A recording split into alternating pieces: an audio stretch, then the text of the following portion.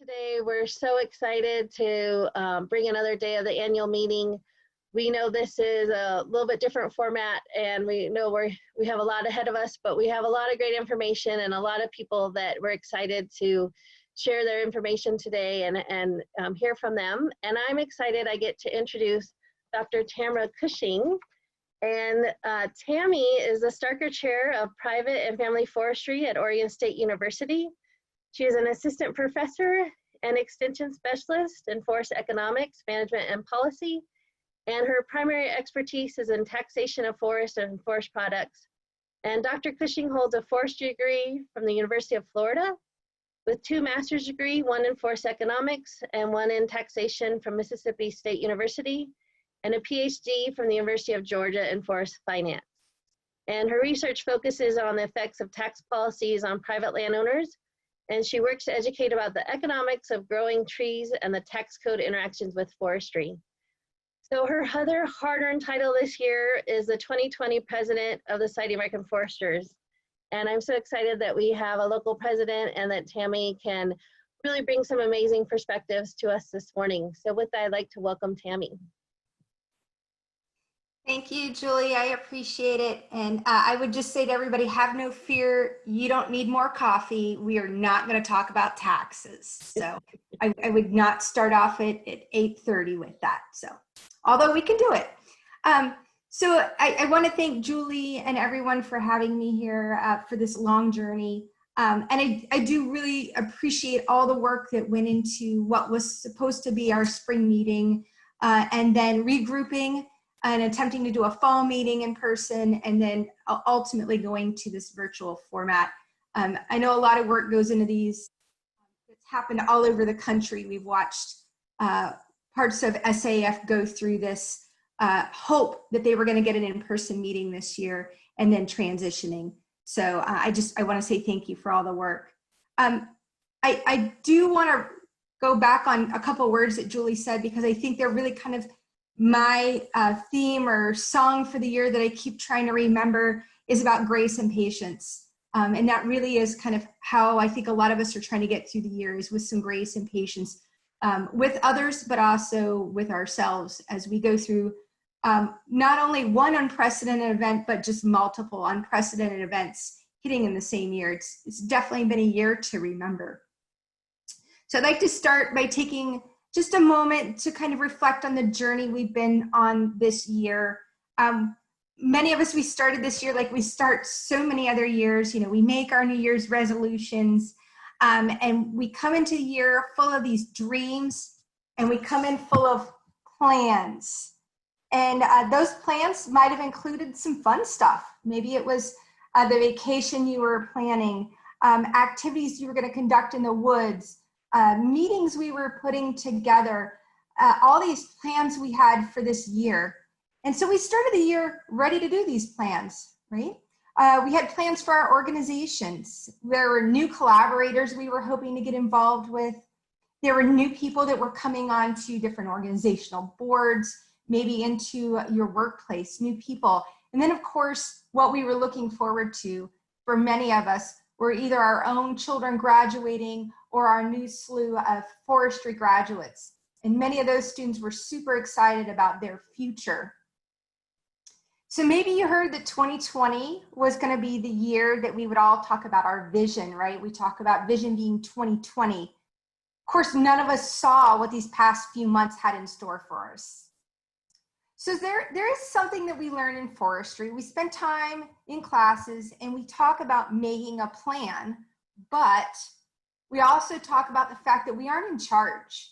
And so while I might make that plan, and I can do my best to make that plan come to fruition, there's all kinds of forces that are outside my control that may take us off the path of that plan. We have definitely seen that this year in spades. Landowners are told that we're going to make a plan, but we need to revisit it in just a few years, just to make sure. In fact, just the other day, I was talking about succession planning, and I said, you know what? You're never done.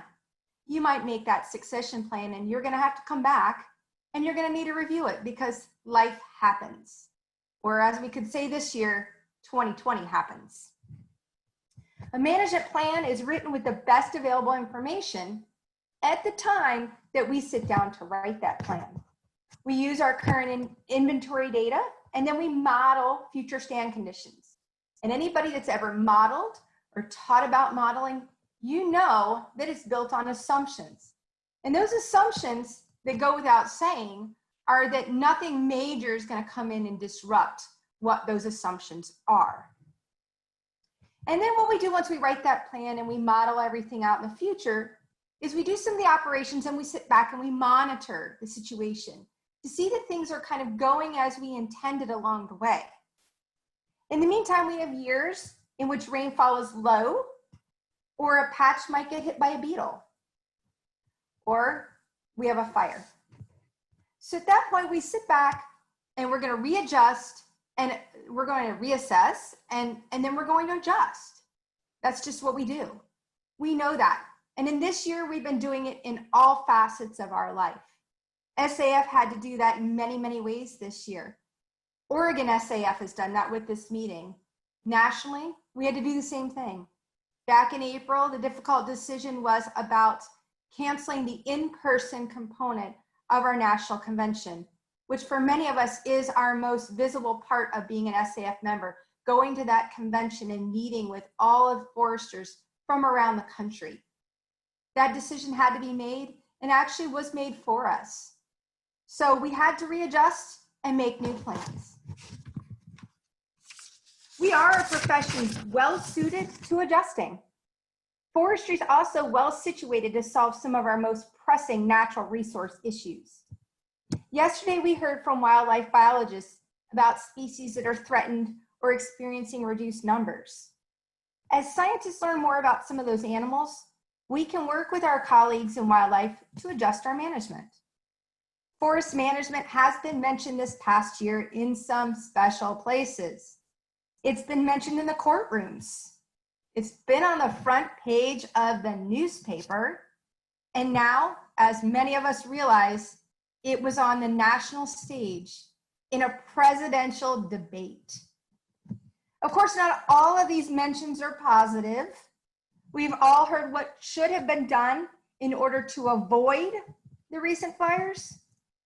It's important that we move past what should have been done and towards the use of forest management practices to minimize future risks. The time is now. We must tell others what forestry is. Many people are equating forestry with harvesting. That's nothing new. Many of us know that. We deal with it. You see, to many in the public, they have a very narrow view of forestry. We have to tell them more. I loved the commercial. I call it a commercial. The video that was put up yesterday, or multiple videos that Mike showed us yesterday from OFRI, really talking about carbon and putting those pieces together for the public. We have to continue to do that. Not all land is federal or managed in an industrial manner. Yet we hear comments that indicate people think it's one or the other. This lack of recognition that we have the whole spectrum of land owned by different people with different objectives. The fires aren't because of climate change or lack of management. Forestry is more complex than a soundbite or a headline, but that's often what we're reduced to. To practice forestry requires knowledge of many other disciplines. It's not just one class. Truly practicing forestry requires pulling the disciplinary knowledge together and formulating a plan or a solution. Many of us probably entered forestry school thinking we'd only have to deal with science classes. And now we realize the importance of those social science classes that we took. The dreaded communication class that we had to take that none of us were looking forward to, that we might have struggled through, but now realize it's one of the most important tools that we have in our toolkit. Because while forestry is the solution, we're working in an environment that is often more political than it is interested in the science. Sometimes they're even denying the science. We have to continue to tell our story. I've watched these past few weeks as our community has jumped in to help those feeling the impacts of the fires. We have people who are literally getting in there. We have firefighters. We have students that are working as firefighters to pay their way through college. Today, we're probably going to hear about the number of acres, maybe the dollars that have been spent, if we even know that number yet, and structures burned. And of course, we've heard about the lives that have been lost. It's been truly devastating for many communities. But what we have seen is those communities come to action to help those who've been most affected. Our foresters have begun the difficult job of meeting with landowners who've either lost timber or experienced some personal loss along the way and need help knowing what to do next. Some of these foresters were personally going through their own challenges. You see, our foresters live in those rural communities. Some of our foresters were evacuated. Some you may not know were evacuated, but we're in charge of some of this meeting, and we're still going through some of those personal challenges. Extension, OSU Extension, the new fire team held a listening session, and it was organized very rapidly, but it attracted over 300 participants. And the intention of that was really just a time to allow people to be heard, to talk about what happened on their property, to really just have somebody that would listen to them and understand the difficulties that they had gone through. This was a time to express some emotions and ask the initial questions. Many didn't even know what questions they needed to ask at that point.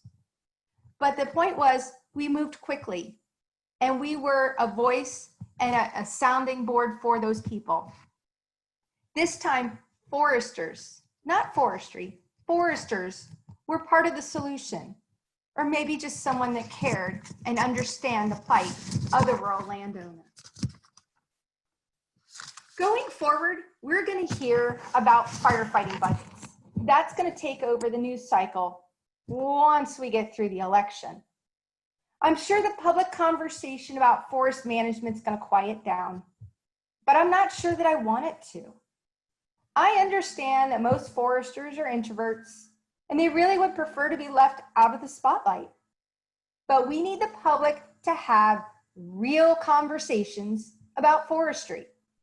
If the public wants more or better forest management, whatever that means to them, then our policies and regulations have to give us the ability as managers to do so. There's a disconnect.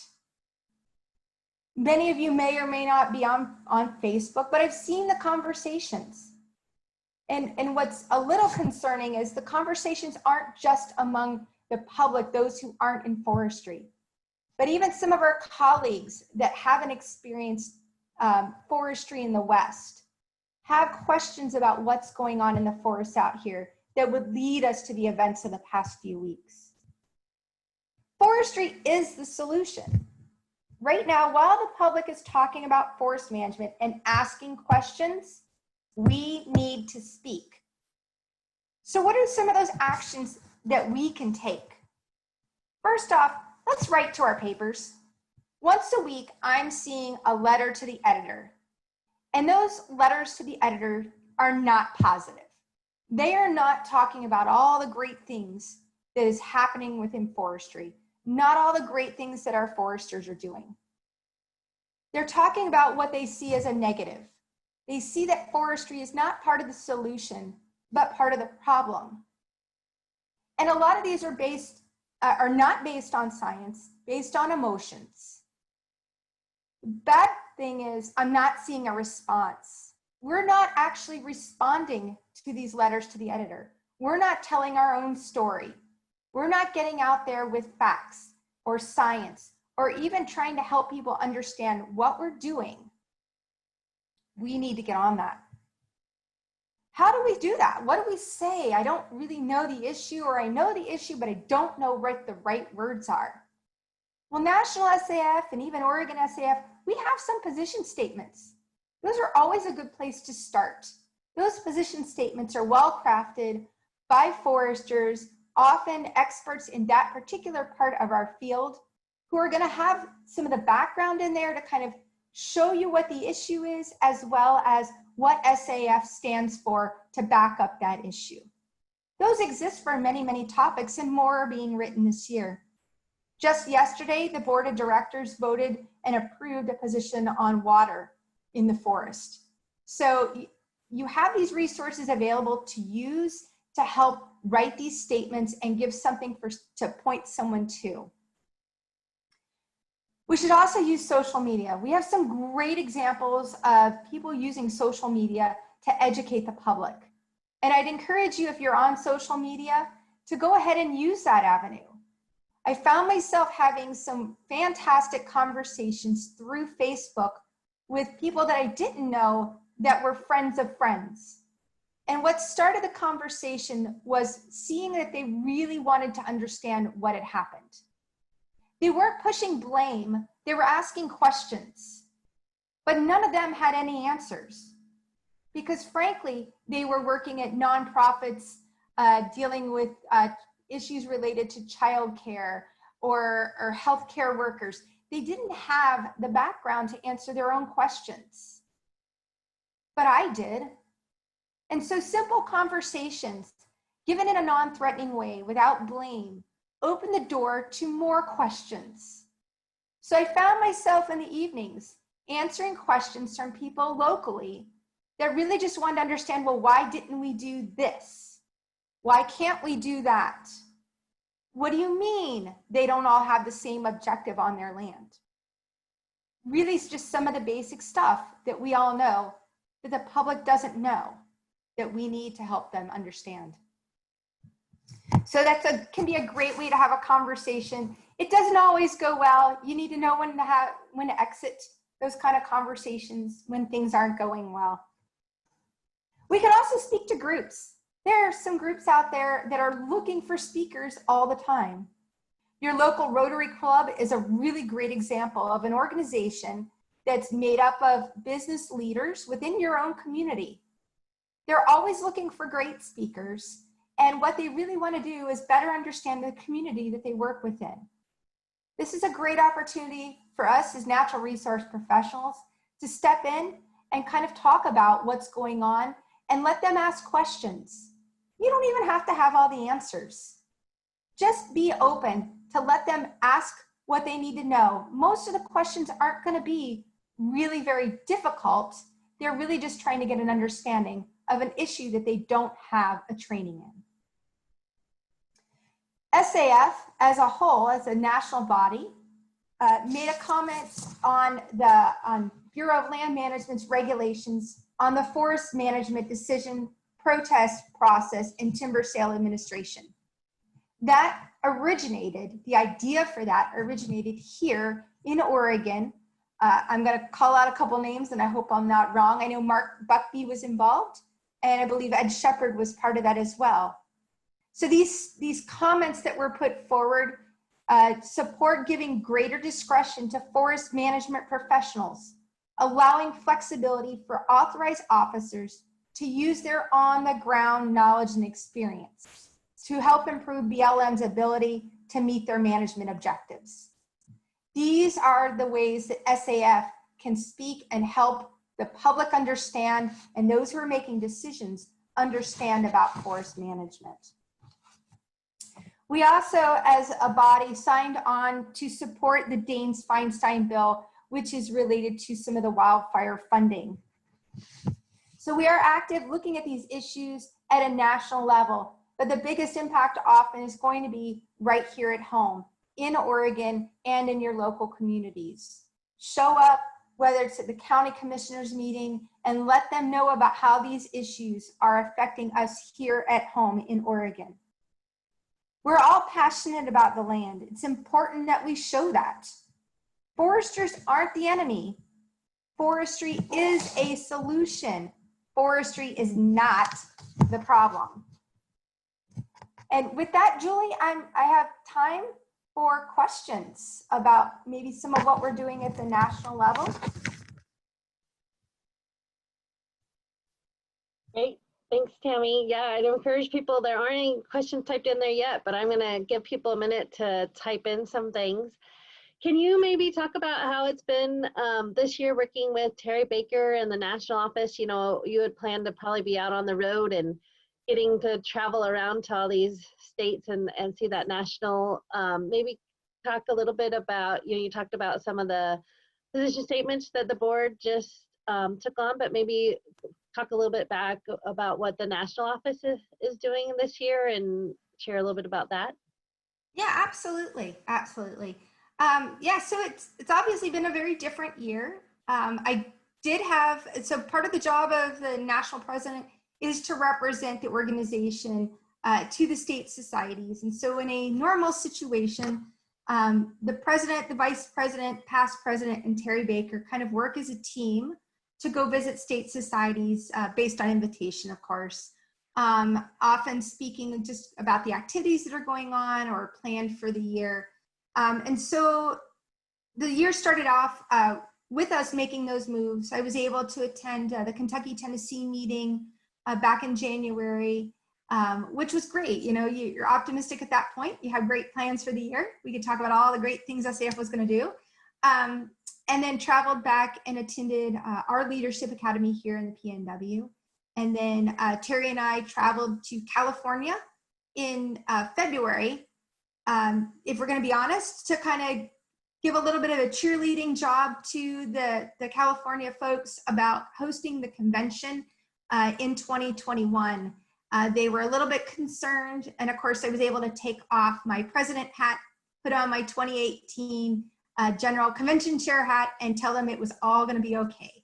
That our national staff is fantastic and is tops at planning a convention and really just kind of let them understand the roles that the locals would take. So all the stuff that we went through in 2017 and 2018 leading up to the convention.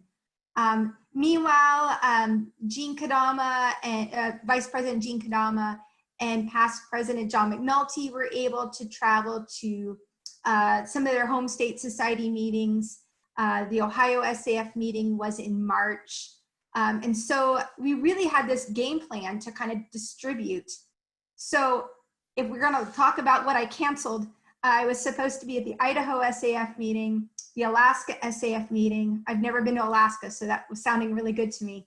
Alaska in April, maybe that wasn't a good idea, but Massachusetts, the New England Society was celebrating, I believe, their 100th anniversary as a state society and had a great program on diversity in natural resources. So they had a great slate of speakers. That was obviously canceled and not set back up. So we saw that kind of rolling cancellation. South Dakota had a meeting that planned in, I think it was Deadwood, South Dakota. So you get to travel to really exotic locations as president. And so all that came off the table. And so it's been a year of traveling virtually, which has been really an interesting experience. In hindsight, probably would not have been able to travel to all of the meetings that I've been able to go to now that we've gone virtually. And in addition, some of the meetings, what I've witnessed, especially with like Southwestern SAF, they were able to do a field trip virtually. So they did some short little 5-10 minute videos of somebody either walking in the woods and talking or just kind of narrating a PowerPoint that allowed us to see an issue that was local, maybe at a time when they couldn't have done it or at a location that just was not going to be feasible. So what we've really seen this year out of all of our units is the ability to think creatively about how we reach out to people. And I think what we're experiencing is going to fundamentally change how we operate going forward. And so we thought we had to only communicate in person. And when when we had that ability taken away from us, we stepped in outside of our comfort zone. And some of you may have seen that I was shooting a video in my backyard back in May in order to do a town hall. And that town hall came out of the need to communicate. We felt like in May, actually by the end of April, so about a month into this situation that none of us thought would last this long, many of us are feeling a sense of disconnect, right? We weren't going to our office. Many of us weren't really sure about going into stores at that point. We couldn't go eat in restaurants. And so the recognition that we are people first, and that need to kind of connect with another human being. And so the town hall was put together with the thought of, let's communicate. Was that carried out in the most effective manner? Not everybody thinks so. Of course, in April, May, we didn't really know what we were doing. We were all figuring it out on the fly. So I shot a video in the backyard, first time I've ever done that, to kind of rally the troops around, let's have a conversation. This afternoon, I'm probably gonna go shoot another one in the backyard and say, let's go to convention. So I think what this does is it shows us we can do this. As much as we want to be together, as much as I want to be sitting around drinking coffee with you all and grabbing the great food, the brownies, I love sweets. So whatever sweets on that table, I want to be standing there talking to you all, grabbing some sweets. We have to find other ways to do it because not everybody can get to our meetings. And so we've really been limited in the past by who had A, the funds to get somewhere, and B, who had the ability to take that kind of time off. And so one of the things, if you've ever been to a national convention and you've looked around, you can kind of see the age distribution of who can attend the convention. If you start asking people, if you were to survey everybody who was at convention, there's probably a heavy amount of retirees that are able to attend. And that's partly because they're retired and they have the time. And then there's that heavy concentration of students because we've made a real effort to kind of bring that population in. What's missing is kind of that mid-career, early career grouping of people for both of those reasons. It's expensive, and either they're not at a point within their career that they are allowed to go because they're not at a level that their employer will allow them to go for that long. Or the other piece of that is those earlier career people have families that they're not willing to leave for that period of time. So I think what we're going to see is as we figure out how to effectively deliver virtual content, we can now go to more of a hybrid model if we wanted to, where Julie, if you can't leave the family for whatever reason, don't have the finances to fly to Rhode Island this year, then we're going to deliver content that you can now attend, and it will, hopefully cost a little bit less than if you'd had to incur what probably was going to be a $700 plane ticket for us to fly from Oregon. And then of course you can go to bed every night in your own bed, and most of us would prefer our own bed. So I think we're going to see some good come out of this. We're going to have to be creative. Lori Razor's been working really, really hard to figure out how do you recognize people who win awards in a way that celebrates their accomplishments, what might be a once-in-a-lifetime recognition. How do we do that when we don't get to parade them across the stage to, wild applause from all our fans? All that, we've got to figure out a way to make that just as celebratory in a Zoom fashion. And Lori Razor's been working really hard, and I think we've got some great ideas for how to engage people with our award winners. Terry Baker, he's been a champion. This year has not been how he expected. Of course, many of you know the building had been for sale. The sale actually was completed. I want to say it was back in April. To be honest with you, time has just taken on a new meaning this year, but I remember getting a text. He's like, yeah, I'm going to meet in the parking lot to sign the paperwork. So even at that point, doing some socially distanced signing of legal paperwork. So, but he's, it's been challenging. This is he's had 2 full years with SAF at this point. He started right around the time we were holding our Portland convention. I think he had been on the job for a month. So as he's gone through these first couple of years, there's been a transition within the National Office of Employment. So we've had several employees turn over within that time. Some of them were long-time employees. So there was a need to kind of step back, think about what that employee had been doing, and then think about how best to hire to fill that position in a way that works for the way SAF looks today. Some of you may remember years ago the big size of the number of people that were employed. And we're definitely not at that level anymore, but we don't need to be necessarily at that level. But recently, Terry's hired a development officer, so someone who can work on thinking about revenue sources for the organization that aren't just dues dependent. We are heavily dues dependent in this organization. And of course, we aren't all making a ton of money at our jobs, so none of us really want to see the dues go up. That's one thing we've heard loud and clear over the years is we don't want dues to go up. So if dues don't go up and expenses continue to go up, you have to find some other revenue sources. So hiring a development officer, somebody who for a living knows how to accomplish that, is definitely a step in the right direction. Previously, board members, AKA foresters, were trying to come up with solutions to that problem, and we weren't best equipped to do that. We've had new membership people hired that bring fantastic energy to the organization. I've already heard from state societies who called with a problem that had been kind of a long-term problem, but new eyes on the problem got it solved rapidly. And so I think we're going to see a much more efficient national office that's thinking more creatively. We have a communications person who actually has a background in forestry and natural resources. And so I'm excited for what she can do for us because with her knowledge of forestry and natural resources, that's going to be an asset, but she also has that communications background that we've been lacking. So, you know, other challenges have cropped up during the year. You all saw the solidarity statement that went out in in June. It wasn't fast response, to be honest with you.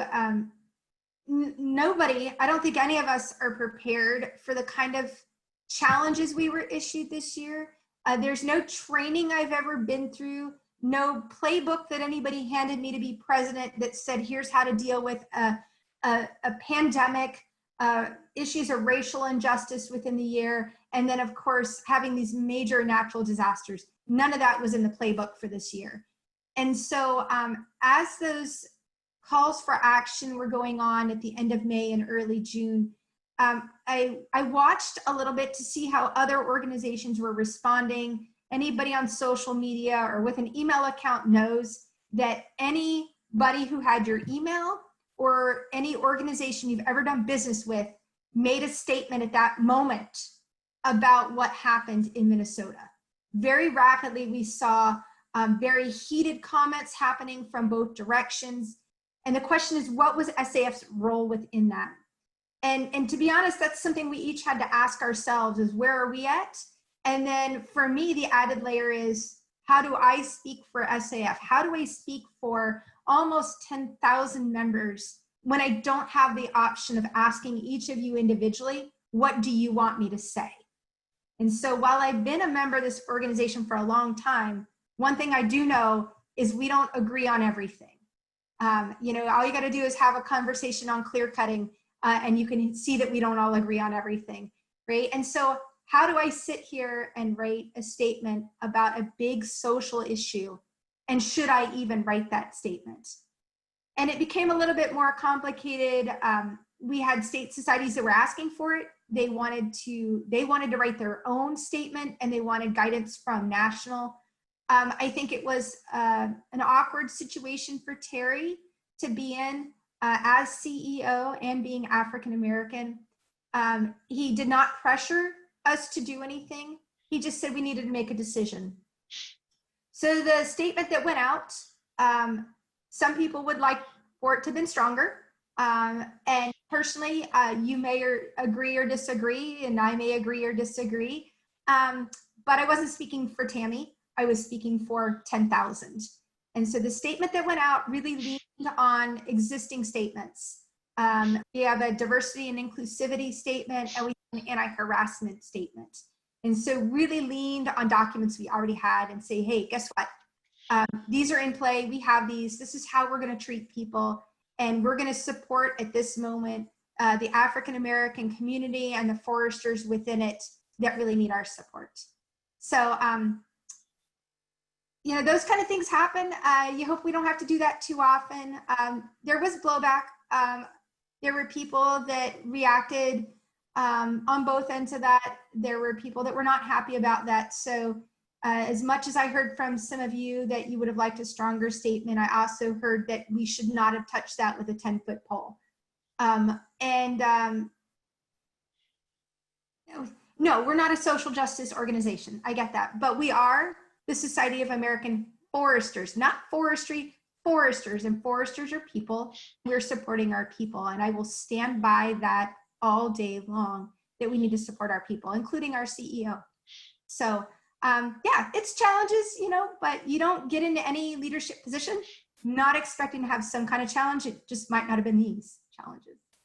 So you had some other questions out, and I don't remember all of them. I'm sorry. Thank you, Tammy. Some questions have come in. Thank you. Really appreciate you talking about the process and kind of how you're bringing all the foresters together. So back when you first were in your first comments talking about, you know, encouraging people to get on social media, Margaret Banks, you know, said she really appreciates seeing those posts from people and even companies like Rainier and Weyerhaeuser. How would, and Jeremy's asking, you know, kind of wrapping in there, but also how might SAF, you know, think about how can we maybe launch more in the social media world? How might that be a campaign to think about helping put out statements that then our foresters can share? Is any thoughts to that kind of at national level, or maybe something for us to talk about locally? Yeah, absolutely. So of course, any of us can do that. I would say that not all of us are comfortable doing that, right? Back to, you know, we're foresters. Some of us aren't so comfortable, and social media can get scary, right? The minute you post something on social media and it can be shared in a million places. Danielle Watson is our policy person at the national level. And for the most part, she was running kind of the Twitter and some of the Facebook posts that you see from SAF. And so there is some of that. Maybe they could be stronger, maybe they could be more often, but got to remember that anytime we ask national to do something extra, then it's a job that's getting put onto someone who already has a job. And so I think that's always been our issue, is as our staff dwindled, we took someone like Danielle, who's a perfect example. If you've ever met Danielle, full of energy and a younger person who's not from forestry per se, but really has a great knack for communication. And so because of those factors, that's the kind of thing that we get loaded on to Danielle, is, you know, you're doing a great job at policy, and because you're young and you're hip, we're gonna have you do social media too. And I think she likes that, and I think she does a really good job at it. But we are also asking her to continue to have conversations at the policy level. And so the question is, what's more important? And you know what the answer is? They're both really important. We need both of those things. And so what we're hoping, as you know, Terry has gone through the process of actually putting job descriptions together. That may shock some of you, but we didn't always have job descriptions for each of our staff members. The job descriptions would be, if I looked at Danielle, what is Danielle doing? And we would write a job description. The reality should be is, what should a person that is our policy person do, and have a job description for that person, not have them doing pieces of just whatever got put together. So yes, I think we can do more. I think it might be easier in some ways to do it at more of an Oregon level, because we can get more specific, right? When, just like I said with that solidarity statement, when I have to write it for 10,000, I have to make sure that it's going to represent most of us. When we write a position statement, same challenge. How do I write a position statement that rings true across the country? And so I can remember conversations at one point about clear cutting, and you know, one part of the country thinks clear cutting is horrible because they don't do it. It's not part of the silviculture for that particular area and how they manage because of the species. So they don't, clear cutting is not what they would recommend. But then when you write a position statement, how do you do that and get buy-in from the whole of society? So I think these social media posts are probably better at a more local level. Of course, any of us can do it, but absolutely, I've seen some great things from Weyerhaeuser, Rainier. Share away. They want you to share. Their logo's on it too, so it's to their advantage to have their logo on there.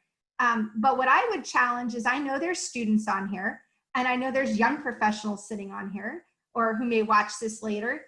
If you are so inclined, and that is where you really feel like you can do a great job, I'm sure we can put you to work doing that. Whether that's at the local chapter level or state society level, if you feel like that's where you fit in, I'm sure we can put you to work on that. Give you some ability to communicate on behalf of SAF, because not all of us are going to be good at that.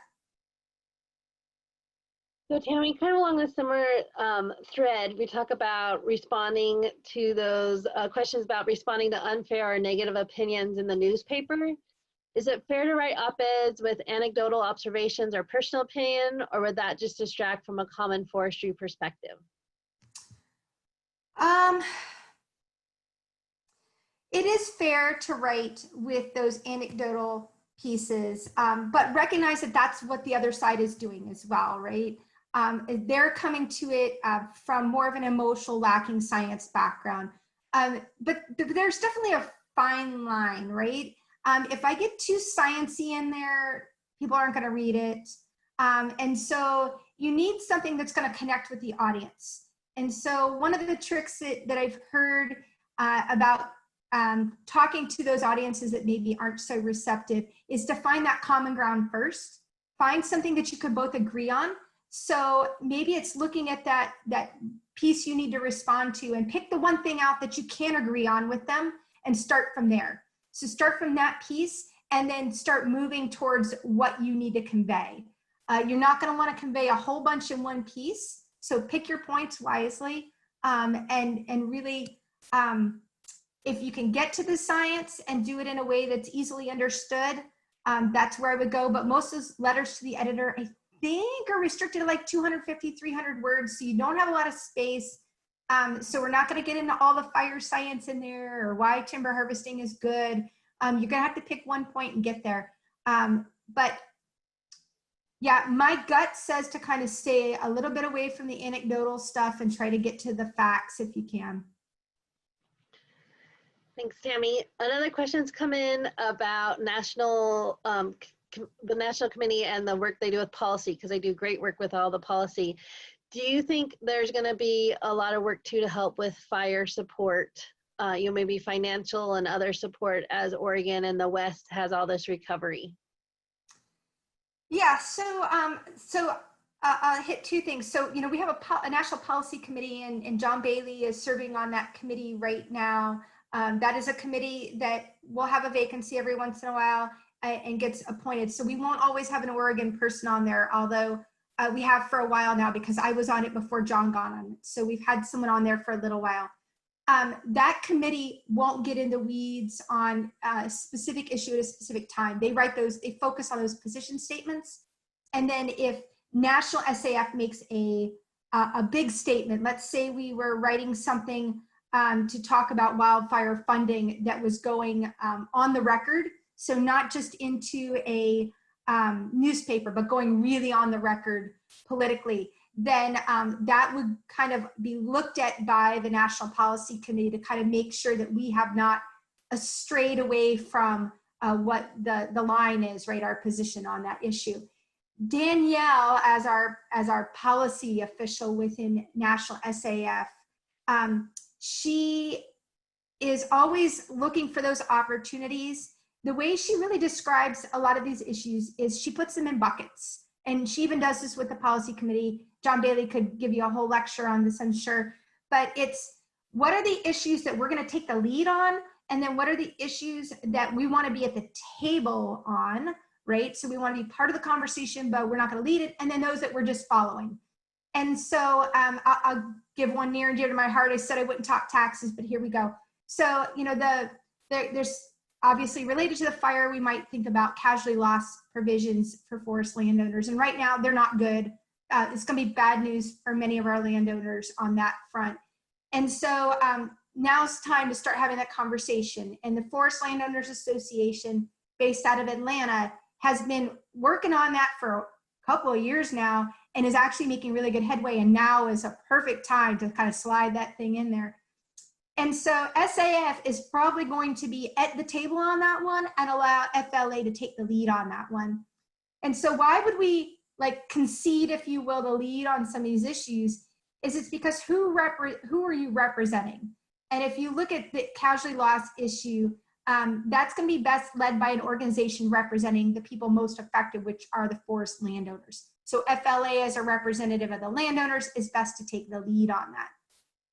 So wildfire funding itself, I'm not sure, and John Bailey may have a better read on whether SAF has been the lead on that one or just at the table. And I think it really depends whether the Forest Service is pushing forward. If they are, we're probably going to walk into that support role.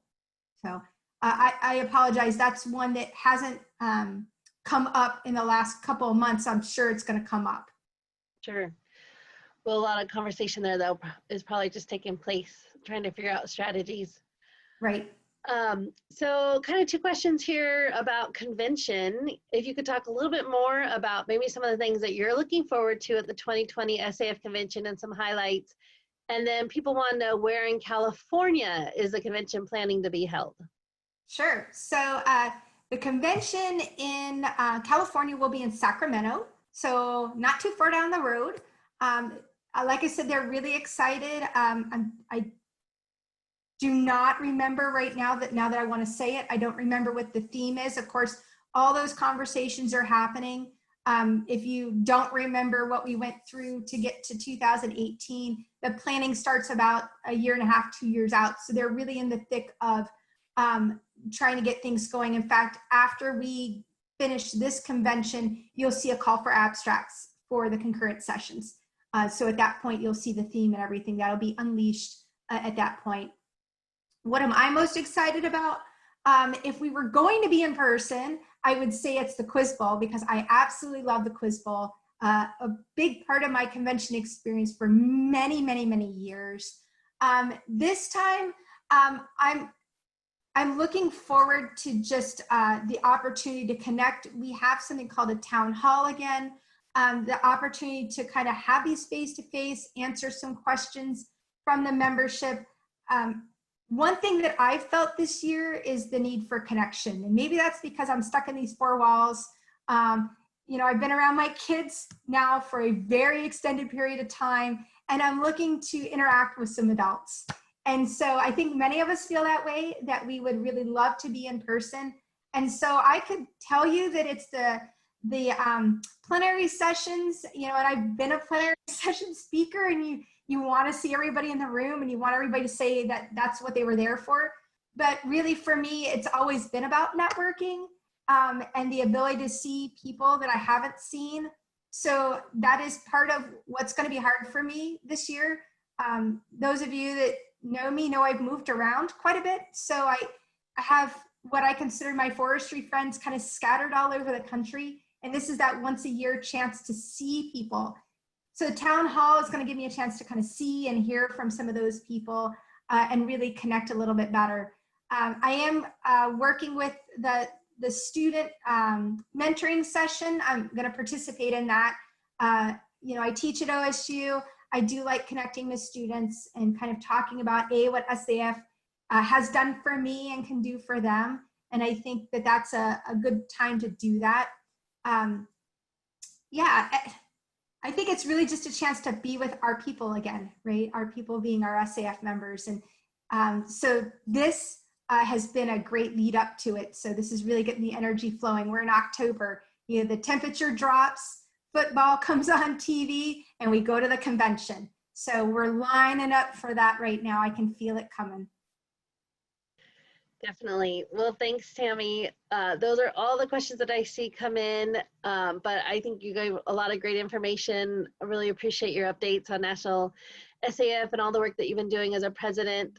You know, this definitely have been taking it in stride this year, all the different topics that as a forester, we never even thought we would be kind of thrown into. So really appreciate all the work that you've done. Any last statement that you'd like to share with everyone? I guess all I would say is take the opportunity while strike while the iron's hot, right? While everybody's talking about forestry, be part of the conversation this year.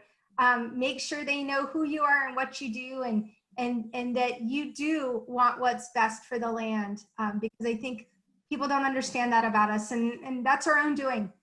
We like to talk to ourselves and stay out of the spotlight. And right now we're in the spotlight, so we got to take advantage of it. Thanks, great suggestions, Tammy. So thank you Yeah. for your time. This is when I'm missing the big applause from everyone is clapping in their office or homes. So thank you very much for being here with us this morning. Hi, and welcome back everybody to the OSAF annual meeting. We're so excited to continue our program today, and thanks again to Dr. Tamara Cushing for a great lead in this morning talking about forestry as a sustainable solution. And I'm excited to bring in my co-part here, Seth Barnes, who's been the program chair. And Seth, we've been working on this at what feels like a better part of a couple years, although I know this year counts for many. So Seth, excited to have you join us. And many of you know Seth is with the Oregon Forest and Industry Councils and is also the Capital Chapter Chair. So served as that role and also as the program chair. So welcome, Seth. Yeah, thanks. You're right. It has been quite the year. I think when we agreed to take this on as the Capital Chapter, if we would have known what 2020 had to bring. But I think you've done a great job, Julie. I'm super excited for how things have gone so far and the rest of today, this day. Nice work putting all this together. Well, thanks, Seth. We've had a great team. And again, thanks to all the Capital Chapter and our technical tours team that transitioned to taking it, via video. We saw Port Blakely yesterday, and later today we'll see out on the watershed. So stay tuned for that this afternoon. You'll actually get to go out onto the forest, even via video. And so we'll hopefully bring all of this together. And thanks again to the behind the scenes team. Mike Klausey is always helping to keep all of this rolling. So we have some exciting raffle. It's not as exciting as going to look at your ticket on the board and looking through hundreds of numbers and trying to match your ticket to if you won that thing on the Foresters fund table. But we came up with, there's an Excel spreadsheet that Jennifer Bakke put together, and I simply hit F9 and a name pops up. And so the first one that popped up was Kat Olson with Greenwood is our first winner. And our second winner is Chad Galbraith with Northwest Farm Credit Services. So one of our gold sponsors, but Chad was our second winner. So excited, see if we can keep the raffle moving along. And I'm excited to get all these great SAF gear out and about. So fun to try and keep people anticipating that will come in their mail as soon as we can get all the addresses and get that out. So, well, Seth, I'm looking forward to our session this morning with Joe and then into the wildfire panel. And I'm going to hand it over to you to take it from here, Seth. All right. Thanks, Julie. And thanks, Tammy, for this morning. It was a great opening session. Appreciate all those remarks and all the questions coming in. So, it's my pleasure to introduce to you all Joe Justice, a person that many of you probably don't need introduction for, but I'll introduce him nonetheless. He's the Regional Manager of Hancock Forest Management in Eastern Oregon. He graduated from Oregon State University with a forest management degree and from Oregon in 1993. His career in forestry began on the Coast Range before he transitioned to the East Side, where he's been for 20 years now. That sounds like a big number, Joe. He's done everything from silviculture to logging administration, log marketing, and management. Joe's with us today because in the last couple of years, he's taken his experience into Salem and was appointed to the Board of Forestry. He's also served as past president of the Eastern Oregon Forest Protection Association.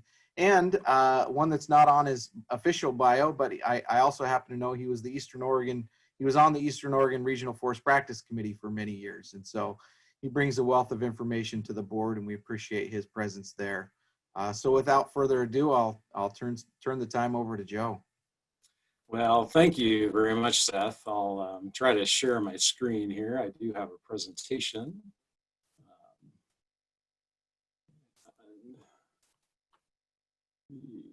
Might take me just a minute.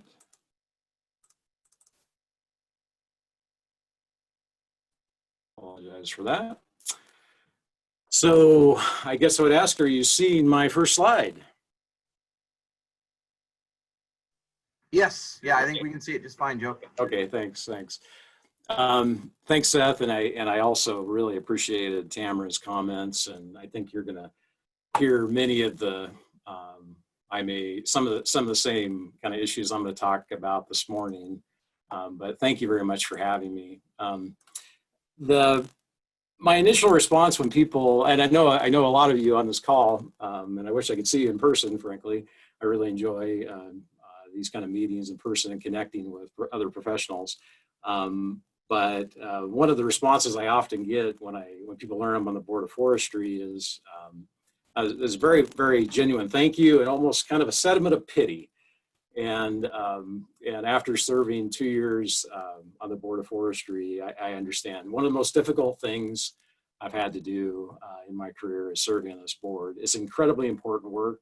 I'm honored and humbled to be on this board, and I very much take so much of it very, very seriously.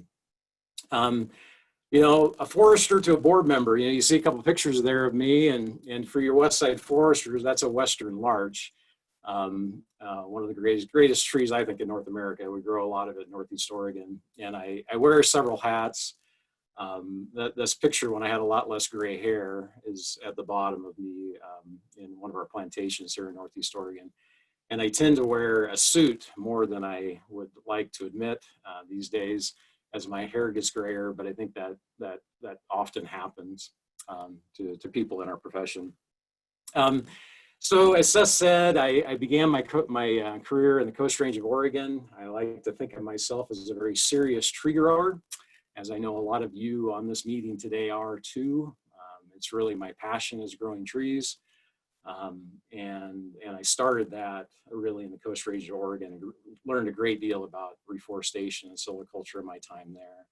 And as Seth said, I've spent the last 20 years, and Seth, it is hard to believe that I've been in La Grande the last 20 years working on the land base, the same land base for the last 20 years, very wonderful land base. Just a little bit more about me. I think it's important to understand. I think you'll understand as my presentation continues. I want to talk about a little bit more about me and my history. I grew up in St. Helens, Oregon, just north of Portland. I was raised by school teachers, and excuse me. That's very important to me. Education is a very, very important part of my life. It's something that I spend a lot of time with, and it's something that's very near and dear to me. I also spent summers working on a working cattle ranch as I grew up. Sorry. These are rough times, and I apologize. I've had some rough news here of late. So this really influenced my values and how I approach board work. Something that I've done for the last 10 years is served on a school board. And I've learned a tremendous amount about board work, serving on a school board. It's something that you see a very broad range of ideas and values when you work on a school board. And it's something I've really enjoyed. And of course, the last 2 years, I've served on the Board of Forestry, the Oregon Board of Forestry. So what I want to talk about, the Board of Forestry is a 7-member policy board appointed by the governor and confirmed by the Senate. And we set policy on state and private lands across the state. And we, just as Tamara talked about, we use science to try to drive policy. And but what we often run into and we often struggle with is when is the science not clear? When does the science not agree? And how, in fact, can we make decisions when that is the case? And it creates some very difficult challenges for boards and lawmakers to make very important decisions regarding our forests. And of course, we deal with natural systems, forests. And of course, science, we like to think and we like to hope that that drives our decisions. So I wanted to talk about very, briefly, and I think you're going to hear a lot today about this, is about wildfire. And, this is, just as Tamara talked about, and I think you're going to hear about more and more today, this is a huge issue facing Oregon. And really the rest of the West, the entire West. We've just experienced one of the largest and most devastating fire seasons in our history. And issues like climate change, forest management, how we use forest management, historic fire suppression, are all the things that are often talked about related to wildfires. This chart that I have, there's many charts, and I think you're going to see probably later lots of information related to wildfires. And but this particular graphic from ODF speaks volumes about what's been happening in the state of Oregon, depicts the gross yearly costs of large wildfires in Oregon. And you can certainly see what's happening very dramatically, what's going on in the state of Oregon related to wildfires. And of course, questions are asked about the science related to this issue. We have lots of questions related to the science and what is the appropriate course. And of course, really, not everyone agrees.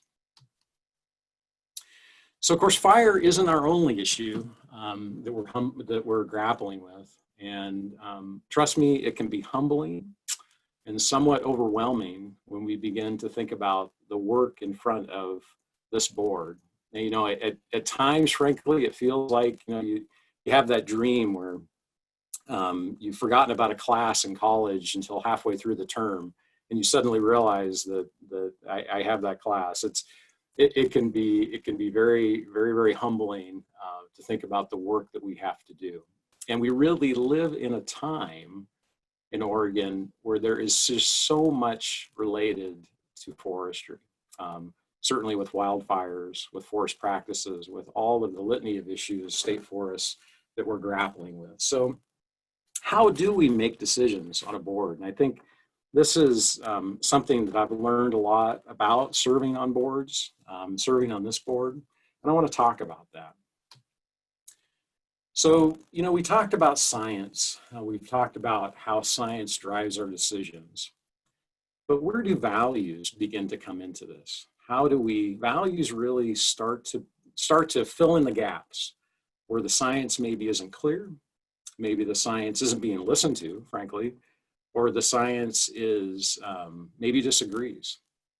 So what do you think about when you think about Oregon forests? I think that's really important. And I'm sure it's different for everyone. There's a couple pictures on this slide.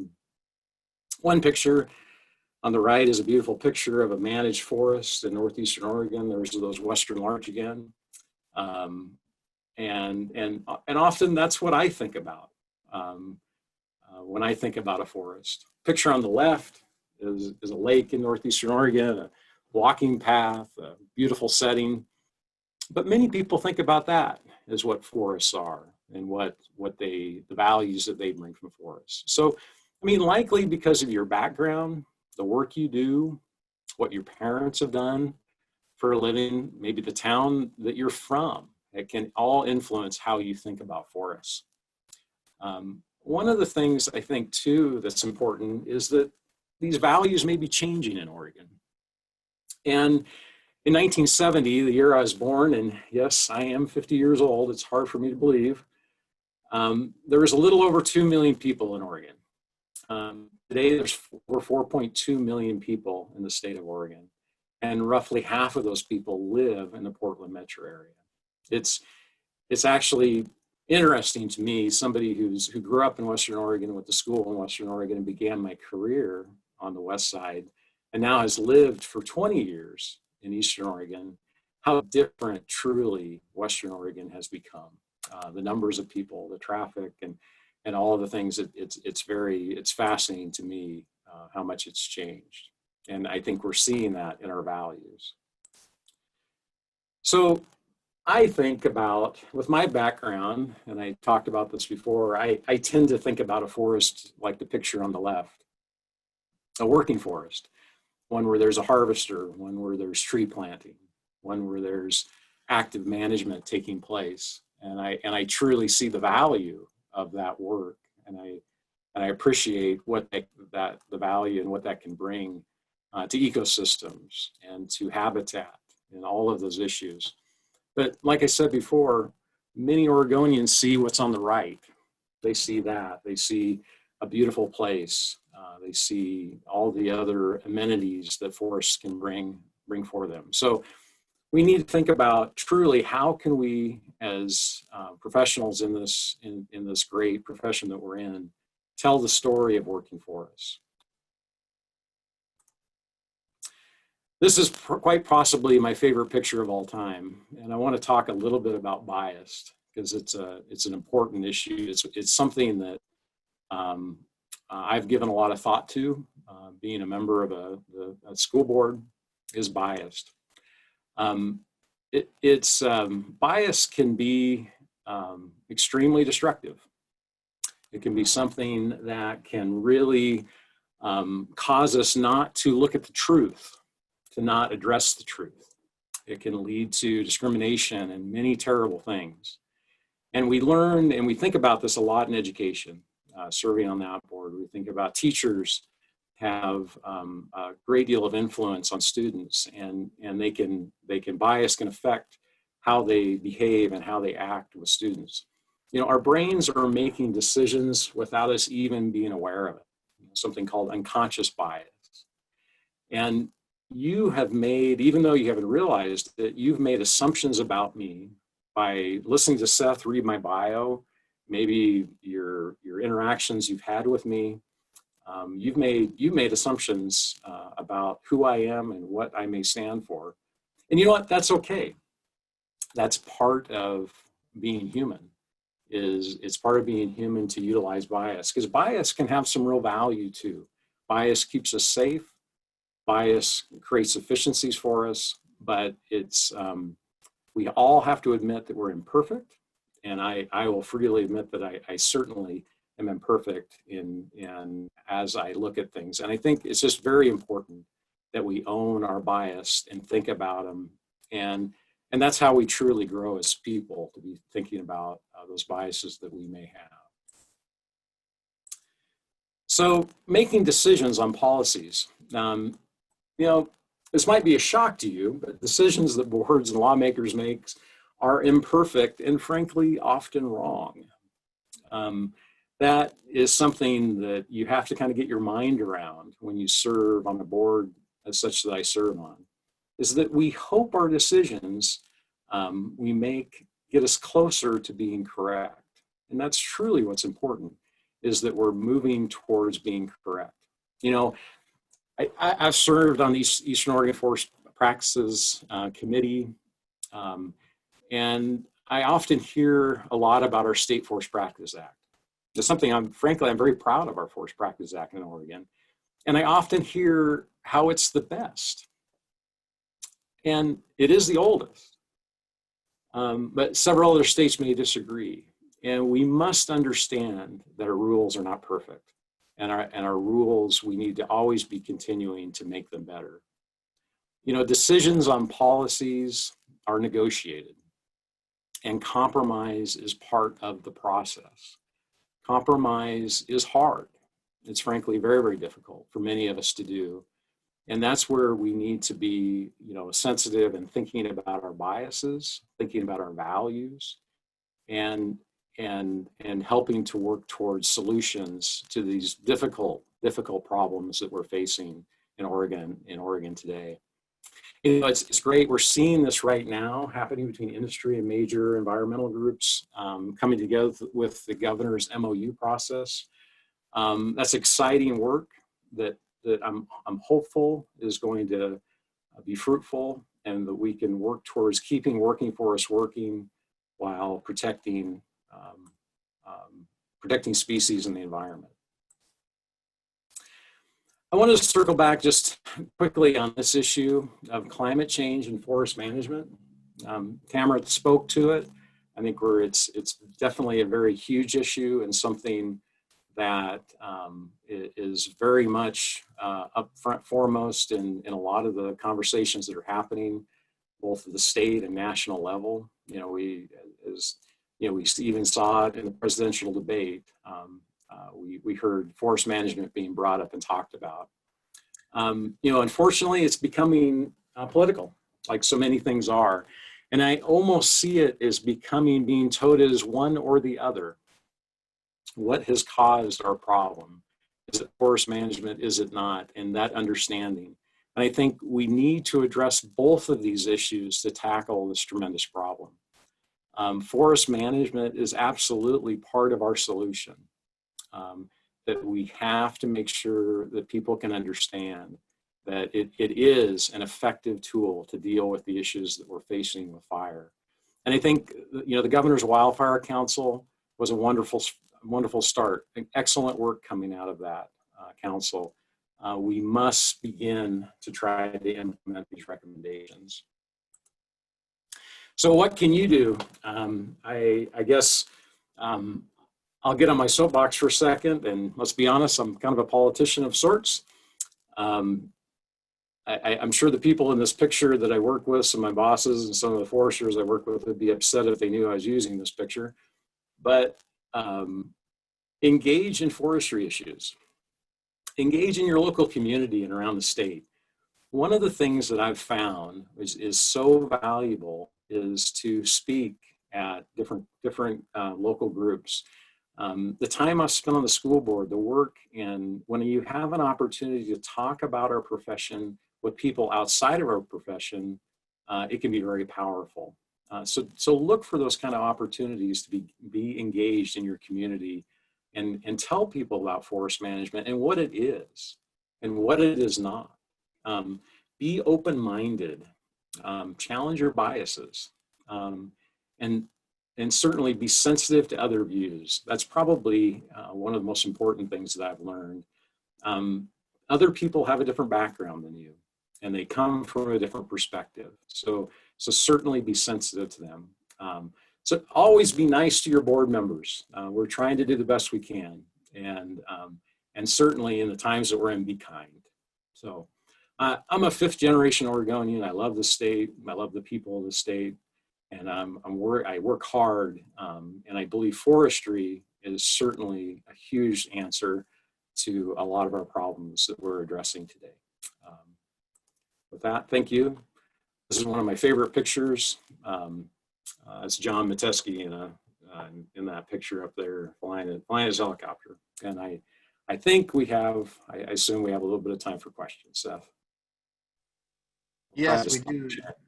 No, we do. You bet. Thanks, Joe. And I actually, there's a question in the Q&A, and just to let everybody know, as you have questions, please do bring them up, put them in the Q&A button at the bottom. I think you guys can see that, and just type in your questions there. We have one here already, Joe, that says, ask for perspectives on the Board of Forestry appointment and approval process. What does that approval process look like? What did you have to go through as you were being considered for service? Well, I can say it was quite a process. You're appointed by the governor. I went up with a slate of 3 that was appointed at the time. So generally there's slates of appointments, and the governor will place a slate forward. We're generally interviewed by a variety of stakeholders approaching that appointment. And then finally, that appointment goes in front of the Senate for confirmation. It has been, it's difficult. It's very political. And that's why, I talked a lot about values. People are very sensitive to members on that board. But it's a difficult process. It appears that we're going to end up with a slate of 4. The current board of Forestry, we have members who are functionally timing out. They've served their 8 years. You can only serve 8 years on the Oregon Board of Forestry. And there's 4 members which are timing out of that board. And so we're going to see a very large change in the Oregon Board of Forestry next year. So with that in mind, I do have a question for you as well. Being currently the only professional forester on the board, what do you see as some of the challenges or opportunities with that, with your current situation over this last couple of years? Well, Seth, it is challenging. There are many people on that board that have experience and knowledge in forestry. So I am the only one that works in the profession. I really see my role on that board in trying to explain to other board members really the role of forestry and what foresters do. I see that as a big role of mine, is education and perspective for other board members and what goes on in these small communities and what goes on and the effects of our decisions related to the Board of Forestry. So along those same lines, we have a question that just came in. When science is brought before the board, it's nearly always technical science. Yet, as you talked about the challenges in resolving policy questions, they include many non-technical issues, values, bias, etc. Would it help to the board to bring in some social science or social scientists to the policy process? Yeah, and in fact, we've done that. We had last year, as a part of our board retreat, we had a science and values seminar, which really, and I really got a tremendous amount out of that. And really brought in social scientists to talk about how values and bias begin to influence our decisions. And so we have done that. I hope that the board continues to do that, because I think that's a very important part of really helping us grapple with these very difficult questions. So another one for you, Joe. It's always been interesting to me and curious, you know, Oregon's, I don't know how many states have these citizen board situations, but certainly Oregon does, and some of our sister states. How does this board work together with other boards? I know you've got some experience there, working across liaison with other boards or commissions, and then how does the board work in conjunction with the governor's office and that whole relationship there as well? Well, I mean, Seth, you mentioned the DEQ, and I'm the liaison to the DEQ, and of course, the Forest Practices Act has to achieve water quality standards and so on related to DEQ. So rules that we enact are very important to the Oregon DEQ, and so we have that relationship. As far as the governors, there's the board chair communicates and has interactions with the governor, and certainly the department does too.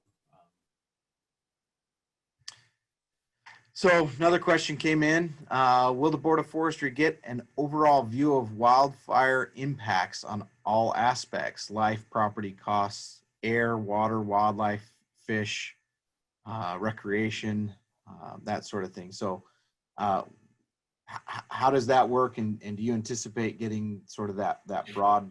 Yeah, so one of the things the department does an excellent job of is updating the Board of Forestry related to all of the issues, all of the impacts that are happening across the state of Oregon related to wildfire. Of course, we often focus with the cost, with the financial impacts, with the staff impacts, with the firefighting direct impacts. But yes, we do. The department does an excellent job keeping the Board of Forestry informed of all the various impacts, and they are tremendous impacts that are happening in the state of Oregon related to wildfire. Yes. So with that in mind, another question came in, and this one I think is very much related. Because of all those updates and that whole slew of that list of things, and I'm sure there's even more that you're expected to be up to speed on, what's the time commitment for Board of Forestry members and meeting time, even outside of the meetings? How do you keep up with all that, and what does that look like? Yeah, it's a great question. Great question. I'm not sure who asked that question, but that's a great question. You know, when I went into this and offered my name, it was something that was very important with my company, because I talked to other past board members, Gary Springer, and others that have served on this board, and talked about that time commitment. It is tremendous. The time commitment is tremendous. It's something even, you know, I think I had some appreciation for it, but I even now, it is a tremendous, and I think it's just the sheer volume of the issues and the items that we're continually dealing with, and it is a huge time commitment and it is one that I struggle to manage. I'll be quite honest with you. It's a big struggle. I'm fortunate that I work for a company that gives me that kind of time. And so Hancock Forest Management has been willing to, and that was part of the deal for me to serve, was to be given the amount of time to serve adequately and do a good job. But as you know, as anybody knows, there's lots of commitments, family commitments, a variety of commitments we all have, and it is very much a struggle, big time commitment. Here's another question. Interested in your perspective on the board's familiarity with family forest issues and needs. Is there a need for representation in your mind of sort of the small forest landowner family forest perspective on the Board of Forestry? Yeah, that's a fantastic question. Yes, I would say yes. I think that is a perspective that's very important. Forest practice regulations affect small family forest owners differently than they will affect small or large industrial forest operations. They have a different perspective. They have a different set of values, a different set of objectives. And I think a diverse board that has those brings forward those kinds of views and objectives are very, very important. And I personally would love to see representation from that being represented for family forest owners on the Board of Forestry. Absolutely.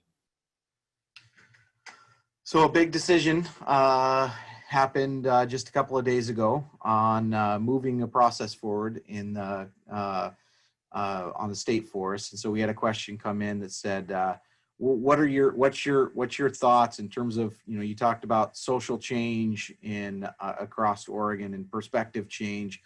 What are your thoughts relating to state forests? You know, certainly the Clatsop and the Tillamook State Forests are the largest ones, but there's others across the state. What's your perspective as a board member, just passing that or furthering that process on a couple of days ago? What are your thoughts looking forward? Boy, that's a big question. Seth, it was a very big decision and a very difficult decision. I think the HCP process has truly been going on for many years, long before I ever reached the Board of Forestry. And it is a very difficult decision, very difficult, a decision based on many, many assumptions about what the future looks like for state forests. I think for me, I'm very sensitive to working forests and to keeping our state forests productive and bringing revenue and bringing timber and all the values that brings to all of those local communities. You know, I live in a place that has been, I mean, we are on life support in Northeastern Oregon with our milling infrastructure, with forestry over here. We've seen that happen. And so I'm very, very sensitive to those issues. It's a difficult one because we're having to listen to these assumptions and choose what is the best path. I think, you know, the decision was the decision Tuesday was to proceed on that path towards a habitat conservation plan on state forests. And there's still a tremendous amount of work to be done to finalize that, finalize what that looks like. And I guess from my perspective, it's going to be very important to me that we remember and we push and we remember, and I'll remind the board that the social and the economic aspects have to be addressed, and we have to consider those to make sure that we achieve greatest permanent value on state forests. So the HCP ensures conservation values, and that's fundamentally what it does. But we have to make sure that we ensure those social and economic values that state forests bring moving forward as we finalize in the next couple of years, as we finalize the HCP. Yeah. So along those same lines, we got another question, not specific to state forests, but these broader policy issues. Oregon SAF was active in the development of the Forest Practices Act in the late 60s, early 70s, prior to the adoption in the decade that followed. We have shared position statements and other professional information to help inform the board. Do you see OSAF being having value as a source of professional information to help inform the policy choices in the years ahead? Absolutely, absolutely. I can't enforce that more. The information, engaging, when I talked about engaging this board and bringing information to this board, I know that's powerful to me, and I know that that's powerful to other board members. And don't discount the power of that, the influence of that, and what you can bring as a professional society to bringing those sorts of information to this board. So I think the answer is certainly yes. So shifting a little bit to the fire question. This one's another one that came in. Another 2020 is bringing all sorts of fun issues for a board member to consider. With this large fire season, and you know, we've had several large fire seasons in the recent past. Lots of calls to do something different have come out in those years of experiences. After this year's fire season, which is still going, do you see anything significantly different happening? What might the board's role be in this? Well, you know, the Wildfire Council began to tackle and came up with a variety of recommendations, including, you know, how the department and staffing and resources and so on. I think as somebody who has worked in this industry for, golly, it's scary, so how many years when I think about it, and have been involved with ODF and firefighting from a landowner's perspective, ODF has a wonderful culture of firefighting. I remind people our culture of firefighting and how they approach firefighting and how they understand that relationship with landowners and protection of our lands are something that's something I'm concerned with, that we don't lose. And if we begin to change how we may approach firefighting, that's something that I'm going to be very, very sensitive to, that we don't change that culture, that relationship between landowners and the state. That partnership really is something that I think we're going to see changes, but I actually think a lot more about what are the things we must preserve, and I think that culture that we have, that relationship between landowners and the state of Oregon, that's different in other states. Frankly, I manage lands in our state to the north, and it's different. And I appreciate the relationships as a landowner, putting my landowner hat on, that manages lands in Eastern Oregon. I appreciate that culture, and I appreciate those relationships. And that's what I really hope to see preserved. Thank you. So a couple more, and I think we have a few more minutes for questions here. So I'm gonna ask a few more that are coming in. Remember, be nice to your board member. With climate change being challenging forestry and forests, and being such a topic that comes up frequently, as somebody who attends board meetings, I know that issue comes up frequently. Do you think a climate expert would be a good addition to the board? Yeah, I mean, I've never had that question. A climate expert. Yeah, I mean, any sort of a broad perspective related to certainly climate change, carbon storage, very much a hot topic, a lot of interest in the board in that issue. And I guess for me, it would depend on who that climate expert is and so on. But any expertise related to that and information is powerful. Yeah. And maybe last question here, because I think we need to get to acknowledging our sponsors and getting prepared for our next panel. But last question here: do you have any personal process tips for other professional foresters? And this question is specifically, you know, assessing your bias while holding your values and expressing them to others. But maybe, and this is maybe what this person had in mind, but I would expand it. Having talked with you a little bit over the past couple of years, Joe, what are some tactics you use to work together with other members of this board who don't have all have the same values, same background, same biases? How have you tried to work together across the board here to try to become a functioning board, I guess? Yeah, it's a good question. And I think, Tamara talked a little bit about it. I talked a little bit about it in my presentation. Always try to listen. Always try to hear people. Always try to be open and sensitive to perspectives. And spend time building relationships with people. That is incredibly important. When we have relationships with people and they understand our perspectives, it's okay to disagree. But it's if we can respect one another and we can be kind to one another, I think we can find solutions together. And so that's really my perspective and how I really try to approach my board work. All right, with that, thank you, Joe. This was really helpful insight from your perspective, serving as a board member. Good luck on the myriad of issues that are continued and will always, frankly, I think, face this board. And who knows, maybe in the audience of 94 people out there, we've got a couple of future board members on there as well. So I hope so. Only 6 more years to go. I hope so. Thanks, Seth. Thanks for having me. Appreciate it.